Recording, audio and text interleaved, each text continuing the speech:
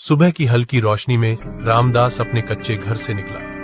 पैरों में पुराने चप्पल, हाथों में मेहनत की लकीरें और आंखों में एक ही सपना, अपनी जमीन को जिंदा रखना। गांव के लोग कहते थे, इस मिट्टी में अब कुछ नहीं बचेगा, पर रामदास मानता था कि मिट्टी मां होती है, कभी धोखा नहीं देती। रोज सूरज उगने से पहले वो खेतों में पहुंच जाता, सूखी जमीन पर पसीना गिराता, जैसे हर बूंद पानी से ज्यादा कीमती हो। कभी फसल बर्बाद होती, कभी कर्ज बढ़ता, पर उसकी हिम्मत कभी नहीं टूटी। रात को जब गांव सो जाता, रामदास आसमान की तरफ देखता और चुपचाप दुआ करता, बस इतना दे देना कि कल फिर खेती कर सकूं। एक दिन बारिश आई, हल्की नहीं बल्कि जिंदगी लौटाने वाली। सूखी मिट्टी से हरी कौंपले निकल आई।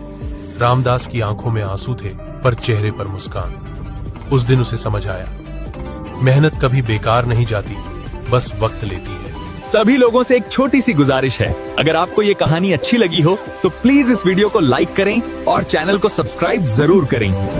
सुबह की हल्की रोशनी में रामदास अपने कच्चे घर से निकला। पैरों में पुराने चप्पल, हाथों में मेहनत की लकीरें और आंखों में एक ही सपना, अपनी जमीन को जिंदा रखना। गांव के लोग कहते थे, इस मिट्टी में अब कुछ नहीं बचेगा, पर रामदास मानता था कि मिट्टी मां होती है, कभी धोखा नहीं देती।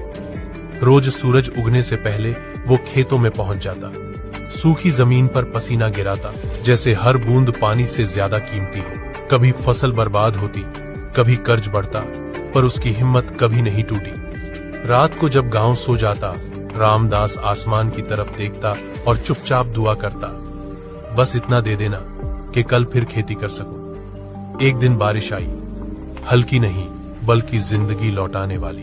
सूखी मिट्टी से हरी कौंपले निकल आई।